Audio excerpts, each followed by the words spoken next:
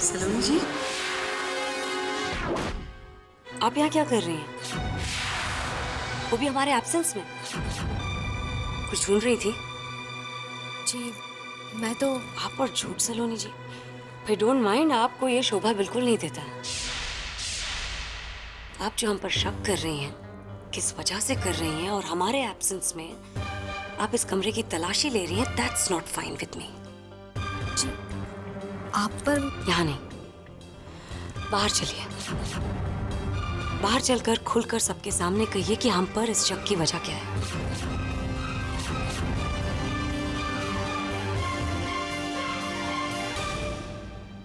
Tender परसों खुलने वाला है। मैंने शर्मा जी से बात कर ली है। आपने फाइल तो चेक कर ब्रिजेश लिया जी, हमें आपसे कुछ बात करनी है। आज हम ये जानना चाहते हैं कि सलोनी जी के दिल में आखिर हमारे लिए है क्या। अगर इन्हें इस घर में हमारा रहना पसंद नहीं है तो साफ साफ बता दें, हम घर छोड़कर चले जाएंगे। ना? बात क्या है? सुबह सुबह सलोनी ने ऐसा क्या कर दिया जो आप इतना कुछ कह रही हैं? नाहर बन्ना, प्लीज डोंट माइंड, लेकिन इस सवाल का जवाब अगर आप अपनी पत्नी से ही पूछेंगे तो बेहतर होगा। पूछ लीजिए इनसे, ऐसा क्या है हमारे कबर्ड में जो ये ढूंढ रही थी।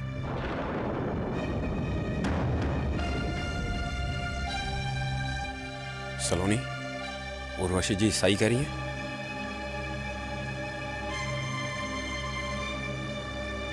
जी ये सही कह रही है।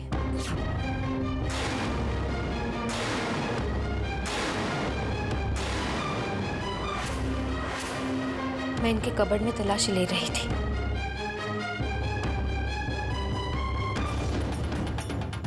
इनकी कबर्ड में तुम क्या तलाश कर रही थी? मैंने रुकमा को इनके कबर्ड में कुछ छुपाते हुए देखा था।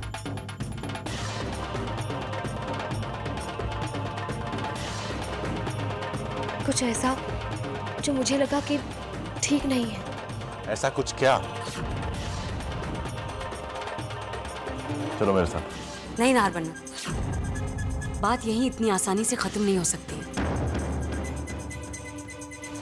आज इस बात का फैसला हो ही जाए कि कौन सच्चा और कौन झूठा। हम चाहते हैं कि सारे घर वालों के सामने हमारे कमरे की तलाशी ली जाए,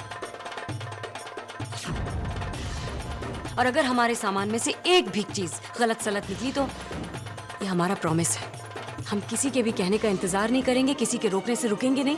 हम चुपचाप उसी पल ये घर छोड़कर चले जाएंगे। आप सब लोग हमारे रूम में चलिए प्लीज। देखिए, अब बात तो आगे मत बढ़ाइए। बात तो आगे बढ़ चुकी है ना, और अब इस बात का खत्म होना बहुत जरूरी है। उर्वशी जी के कमरे की तलाशी होगी, और वो भी सबके सामने।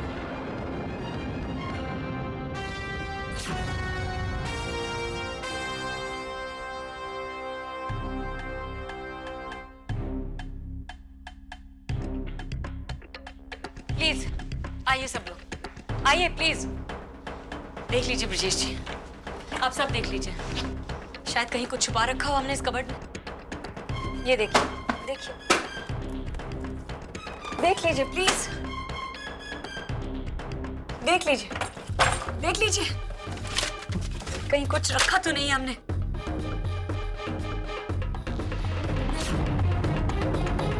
बहुत कुछ सहा है हमने, बहुत दुख देखे हैं, लेकिन इतना अपमान कभी नहीं सहा हमने। हम जब इस घर में आए थे तो अपनी बहन की आंखों में हमने एक अरमान देखा था, एक सपना देखा था, और हमने अपनी जिंदगी उसके उस सपने के नाम कर दी थी। हमने तो सोचा था कि हम उसकी झोली में उसका सपना डालकर चुपचाप चले जाएंगे, लेकिन हम नहीं जानते थे कि ये 9 महीने एक एक दिन हमें इस तरह आंसुओं के साथ बिताने पड़ेंगे।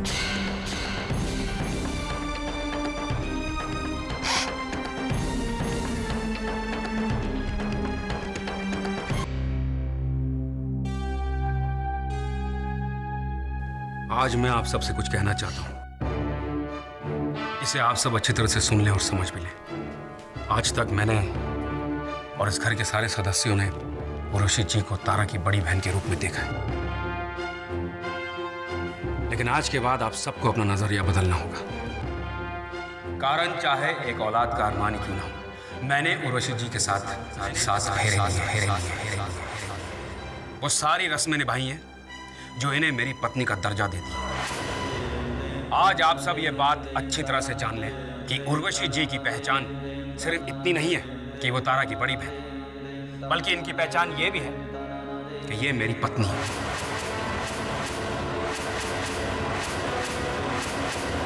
जो मेरे और उर्वशी जी के रिश्ते की कदर नहीं करेगा उसके साथ मेरा भी कोई रिश्ता नहीं होगा।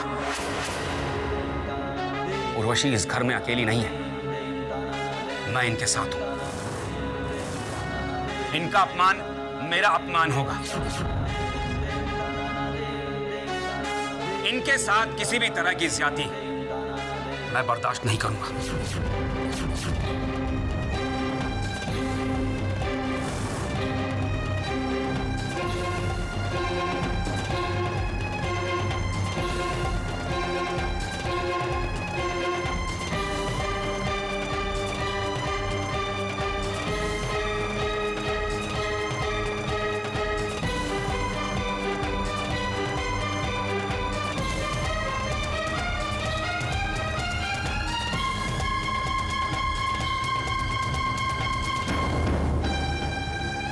क्या जरूरत थी तुम्हें कि मेरे मना करने के बावजूद तुम तारा, भाभी साहब और जीजी के मामले में टांग अड़ा? भाई साहब ने छाती ठोक कर जीजी को अपनी पत्नी मान लिया है। क्यों चाहती हो तुम कि फिर कोई बखेड़ा खड़ा हो और भाभी साहब को तुम्हें कुछ बोलने का मौका मिले? तुम्हें क्या मिला ये सब करके? उंगली तुम पर ही उठी ना, कुछ नहीं मिला जीजी के सामान से। तो तुम क्या कहना चाहते हो नाहर? कि सलोनी को शौक है बखेड़ा खड़ा करने का? भाई साहब को बिना किसी सबूत के इसकी किसी भी बात पर विश्वास नहीं होगा। कैसे आंखें मूंद लो, आप ही बताइए। कैसे कहूं अपने आप से झूठ कि मैंने रुकमा को उस अलमारी में कुछ रखते नहीं देखा था? कैसे समझाऊं अपने आप को कि रुकमा पब्लिक फोन पर बात नहीं कर रही थी? कैसे भूल जाऊं कि ये उस भाभी के जीवन का सवाल है जो मेरे लिए बड़ी बहन की तरह है। मुझे पूरा विश्वास है कि भाभी साहब को कोई नुकसान पहुंचाना चाह रहा है। आप ही देखिए, भाभी साहब की तबीयत दिन ब दिन बिगड़ती जा रही है। सवाल मेरे देखने या ना देखने का नहीं है सलोनी, देखना भाई साहब को भी चाहिए। और अब जब वो अंधे हो गए तो तुम चाह कर भी उन्हें कुछ नहीं दिखा पाओगी। माना तुम जो कह रही हो, जो कर रही हो वो सही है, लेकिन फिक्र उन्हें भी तो होनी चाहिए ना। फिक्र तो तब होती है ना नाहर, जब खतरा सामने दिख रहा हो। उन्हें तो अंदाजा भी नहीं है कि भाभी साहब के साथ इस घर में क्या हो रहा है। इस घर में सिर्फ आपकी पत्नी बनकर नहीं आई हूं मैं, इस घर की बहू भी हूं। घर की खुशियों के साथ साथ हर इंसान की सलामती की रक्षा करना मेरा धर्म है ना। बस चलो, भूल जाओ अपना धर्म। धर्म निभाने का ठेका क्या तुमने अपने लेकर रखा है? यहां तुम अपना धर्म निभाती रहोगी और वो लोग तुम्हारा अपमान करते रहेंगे, और मैं ये सब नहीं देख सकता।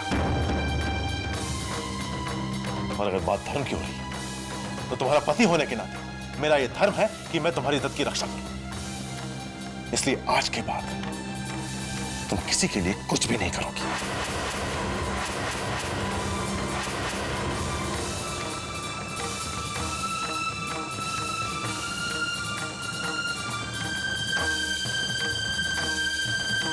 तारा, अपनी दवाइयाँ टाइम पर ले लेना, तुम्हें कुछ याद नहीं रहता। वैसे मैंने घड़ी में अलार्म डाल दिया। उर्वशी जी को बुला लेना, उन्हें मालूम है कि कौन सी दवा कौन से वक्त पर लेनी है। तारा, क्या सोच रही हो? आज आप घर पे नहीं रह सकते। बहुत अकेला, बहुत खाली खाली सा फील कर रही हूँ। तारा, कोई और दिन होता ना तो मैं सोच भी लेता, लेकिन आज ऑफिस में एक बहुत जरूरी मीटिंग है जिसे मैं अवॉइड नहीं कर सकता। मुझे माफ कर दो। नहीं। लेकिन मैं वादा करता हूँ कि मैं ऑफिस से जल्दी लौटने की कोशिश करूंगा। उर्वशी जी के साथ थोड़ी देर बैठ जाओ, मन हल्का हो जाएगा। मैं जाऊं?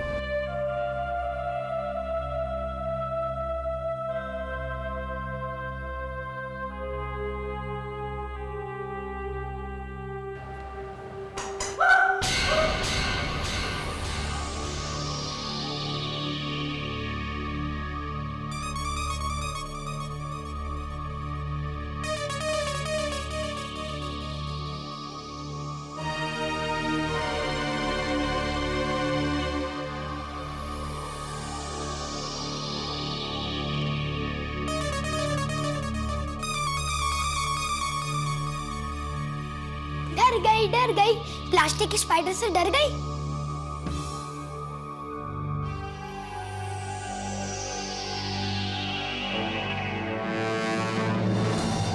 ये क्या कर रहे हैं आप? ये मेरा है, उसे मत जलाइए प्लीज।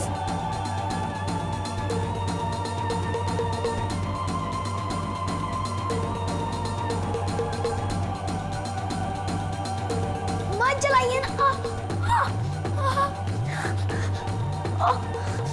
मत जलाइए, छोड़िए ना। दर्द हो रहा।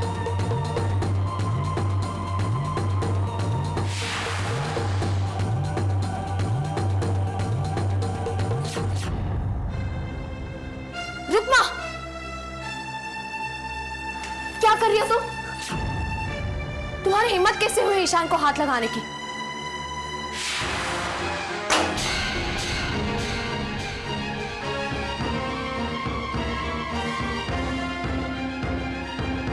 बाइसा, बाइसा, क्या बात है सलोनी? रुकमा की हरकतें बर्दाश्त से बाहर होती जा रही है। हमें इस बारे में भाईसा से बात करनी ही होगी। लेकिन हुआ क्या है सलोनी? ईशान ने एक छोटी सी शरारत की रुकमा के साथ। रुकमा ने ना सिर्फ इसका खिलौना चलाया, बल्कि इतनी सख्ती से इसका हाथ पकड़ा कि बच्चे के हाथ पर निशान पड़ गए।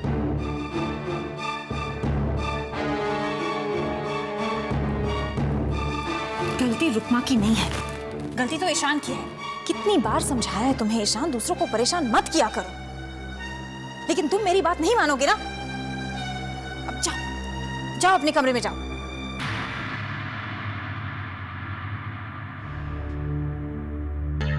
भाई साहब, शरारत बच्चे नहीं करेंगे तो और कौन करेगा? ईशान की इसमें कोई गलती नहीं है। मैंने खुद देखा कि किस तरह उसने तुम्हारे या मेरे देखने से क्या होता है सलोनी? किसको विश्वास है हम पर? रुकमा जीजी की लाई हुई है, और जीजी के फैसले के खिलाफ भाईसा के सामने उंगली उठाने का क्या मतलब है जानती हो तुम? भूल गई भाईसा ने जीजी के लिए क्या कहा था? तो क्या चुपचाप यूं ही सब सहते रहेंगे? और चारा भी क्या है हमारे पास? अब तो अपमानित होने की आदत सी हो गई है। तुम खुश नसीब हो सलोनी, जो तुम्हें नाहर जैसा पति मिला।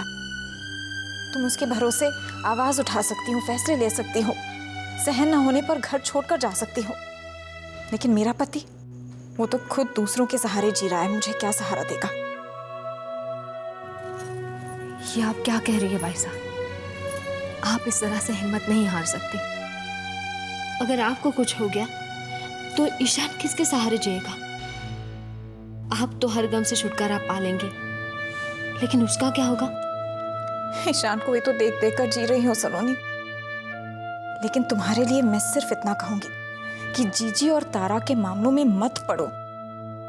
सिवाय अपमानित होने के और कुछ हासिल नहीं होने वाला तुम्हें। अरे हम भाईसा को जीजी से शादी करने से नहीं रोक पाए तो आप क्या कर लेंगे?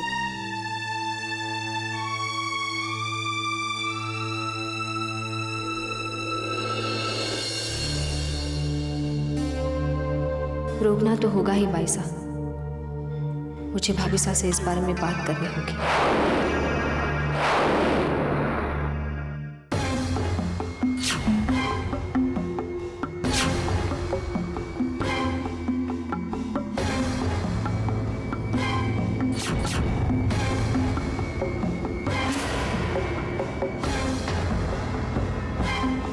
ये सब क्या है सलोनी? इस घर के कुछ नियम हैं, संस्कार हैं, कायदे कानून हैं, सब कुछ भुलाकर घर की नौकरानी पर हाथ उठाकर अपने साथ इस घर की इज्जत घटा दी तुमने।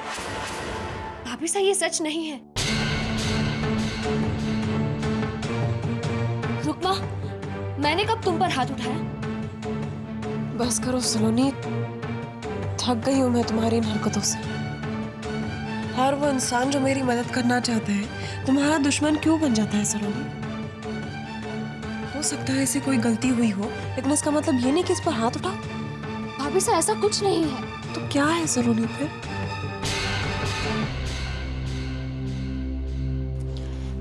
जाने दीजिए भाभीसा, मेरे कुछ भी कहने का अब कोई फायदा नहीं होगा, क्योंकि मुझ पर आपका विश्वास खत्म हो गया है। विश्वास को बनने और बिगड़ने में बहुत वक्त लगता है सलोनी। तुम पर मेरा विश्वास एक दिन में खत्म नहीं हुआ है सलोनी। तुम्हारे बारे में अपने विचार बदलने से पहले बहुत कुछ देखा है मैंने।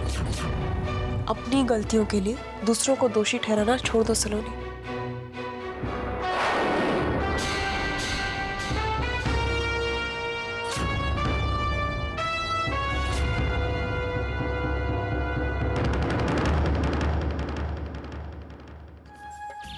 मुझे लगता है कि कंपनी के मार्केट शेयर को बढ़ाने के लिए हम लोगों को, एक्सक्यूज मी, धीर साहब मैं मीटिंग में हूँ। अरे जानता हूँ ब्रिजेश भाई साहब कि आप बोर्ड मीटिंग में हैं, लेकिन अगर बात जरूरी नहीं होती तो मैं आपको फोन नहीं करता। क्या बात है? जी अब उर्वशी जी जो है अपना सामान पैक कर रही हैं, ये घर छोड़कर जा रही हैं। क्या? क्यों? जी कारण ही तो नहीं बता रही हैं वो, और तारा जी सो रही हैं। अब मेरी समझ में नहीं आ रहा भाई साहब कि मैं कैसे रोकूं। धीर साहब मैं अभी आ रहा हूँ, आप किसी भी तरह से उर्वशी जी को तब तक रोकने की कोशिश कीजिए। जी भाई साहब मैं पूरी कोशिश करूंगा, लेकिन आप भी जरा जल्दी आने की कोशिश कीजिए। ओके। लगी है आग दोनों तरफ बराबर, ना इधर बुझे ना उधर थमे। उर्वशी मेरी पत्नी है, कमाल है भाई। यहाँ खुलेआम दो प्रेम कहानियां चल रही, और हमारी नजर जरा सी भी उधर उधर हुई नहीं कि हर चुन्नू मुन्नू हम पे उंगली उठाने लगता। ऐसे ब्रजेश भाई साहब, ऐसे हैं आपके, पता नहीं हमारे ऐसे दिन कब आएंगे।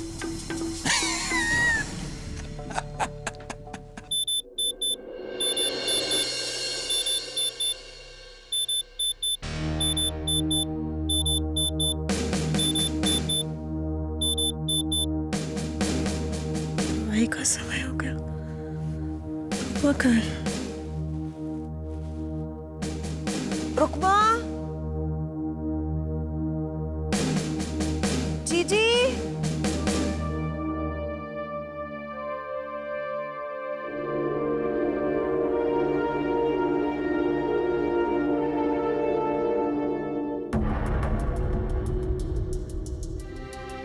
धीर कौर साहब। जी भाई साहब। कहाँ है उर्वशी जी? जी अपने कमरे में।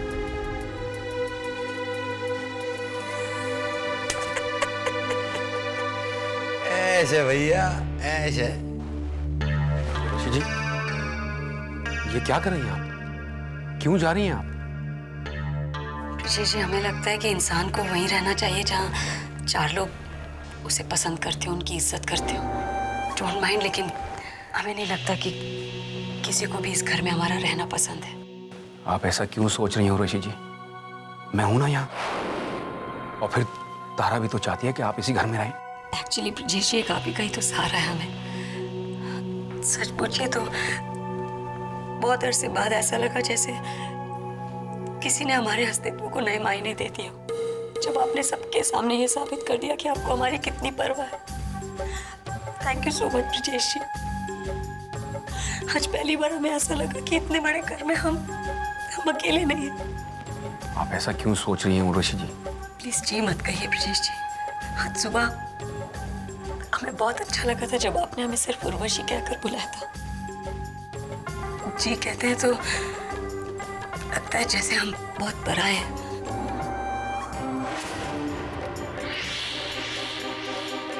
छोटा ही सही, लेकिन जब सबके सामने आपने हमें पत्नी का दर्जा दिया है तो प्लीज हमसे बात भी वैसे ही करें।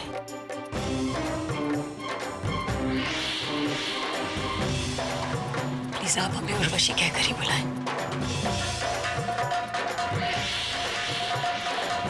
अरे आप अकेली नहीं है, चिंता मत कीजिए, हम सब आपके साथ हैं।